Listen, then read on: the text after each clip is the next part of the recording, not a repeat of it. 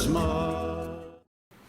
So, my dear friends, the context of today's gospel, we heard yesterday of the Pharisees getting very angry because Jesus' disciples were picking these ears of corn on a Sabbath.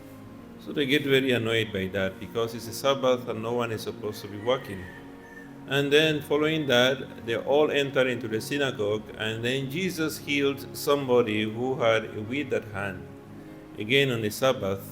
And that is why the anger gets, if it was just 70%, it now went to 100%.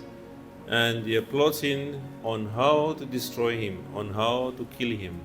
We find this theme of plots throughout Matthew's Gospel. Even in Matthew chapter 27, verse 1, we hear all of them, the elders, the scribes, they gather making plots on how to kill him. Now Jesus realizes that and he withdraws from them. He goes away from them, and the crowd followed him. And as many followed him, first of all, this is one other lesson from this gospel, that the fact that Jesus is living and people make initiative to follow him, he brings healing upon them. So the effort on the part of the people to receive healing, they follow Jesus.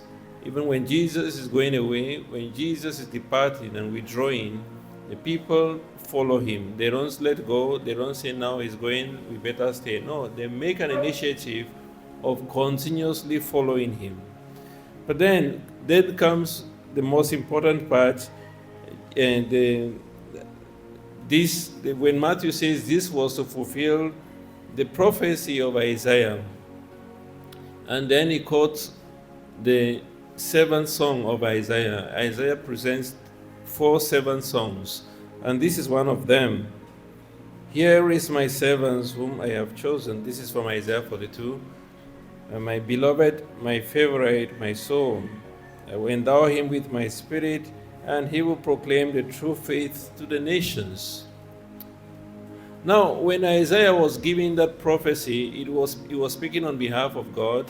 And when he said, here is my servant, he didn't mean Jesus at that time. He meant the Israelites. These are my servants. They are my servants. He called Israel my servant. If you go to Isaiah chapter 49, we find the same thing. My servant, Israel. So he said, here is my servant whom I have chosen. But now when Jesus withdraws from the Pharisees who are plotting to kill him, he's withdrawing himself from the servants which represents these people who represents Israel, the Pharisees. Because now the law does not say that they should kill. Now if they are really following the law of the Sabbath, why would they be plotting to kill Jesus? The law was there to protect life and not to kill life, or not to take away life. So now these people are plotting to kill Jesus. Jesus withdraws from them. And Matthew at that moment says, here is my servants. Not all of Israel, but now this is the true representation of my servants. Because when this 7th song, if you go further and further, you would hear where it says that these my servants who open the eyes of the blind will begin to see, and those who are captives, those who are in prison, will be set free, and people will truly practice the law. But now, even the prophecy of Isaiah in that 7th song, at the end of that 7th song, it says that, but how can my servants bring healing to the blind when they are themselves blind? When they are themselves blind. Isaiah 42 from verse 19, we hear that. And how can they set prisoners free when they themselves have become prisoners? How can they open the eyes of the blind when they don't truly see what is happening? When the law has blinded them, when their pride has blinded them, how can they become healers? And the true servants is shown through Jesus Christ, who not only heals the person who had a withered hand, but heals all those who had followed him. This is a true servant. And that's why Matthew says in this gospel, this was to fulfill now with Jesus. Jesus now is the servants that God says, here is my servants whom I have chosen. the one, my beloved, the favorite of my soul. And now he says, now the people, the Israelites, the Pharisees, they have been blinded by their own pride. They cannot set people free because they themselves, they have been imprisoned by the law and whatever thing they are following, such that they're so blinded by it that they are determined to kill to protect that. And this is completely out of what God wanted. The law, they don't present, the law now is no longer the law that Jesus talks about, the law of love, the law of gentleness, the law of peace, the law that seeks the good of the other. It's no longer the law that they are following. And therefore Jesus presents a new law, a law of love. And this is what we are meant to follow at all times. That in spite of what we go through, in spite of what people, how people treat us, we must be able to love.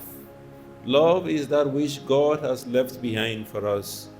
If we have to be followers of the law without love, then we become like the Pharisees. Love must be that which leads everything. Like St. Paul says, that love is everything. If we have faith that can move mountains in 1 Corinthians chapter 13, and yet we do not have love, then we are just like gongs that are banging. It says love is patient, love is kind, love is gentle. Love seeks the good of the other. And that is truly what servants of God must practice. We must be people of love. That's why in John's Gospel, chapter 13, verse 34 and 35, it says, they would know that you are my disciples if you love one another. Love becomes the center of everything. It becomes the foundation on which, from which we spring up to begin to work or to do anything. So whatever thing that we do must be moved by love, not by hatred like the Pharisees who are seeking and plotting on how to destroy and kill Jesus. No, that is not love. And they do that because they feel that they are following the law. No, the law was not there to kill life or to destroy life or to take away life. It was there to give life, to give joy, and to bring freedom to those who are captives, to open the eyes of the blind. So my dear friends, Jesus has left a great example for us. And through Jesus, we are now also called servants. We are now having the servant song sung upon us because we have become that's true servants, through the love that we show towards each other, opening the eyes of the blind, giving hope to those who are in despair, visiting the sick and bringing healing to all those who are in need of God's grace. We continue to ask God for the grace to remain faithful to Him and to open our hearts that He may come in with His grace, transform us, and make us ambassadors of His love. Kiss us, mother, kiss your children. Bring God's blessings from above. With your mantle blue enfold us in your gentle holy love. See the darkness dissipating, hear the trumpet echoing, Satan's rage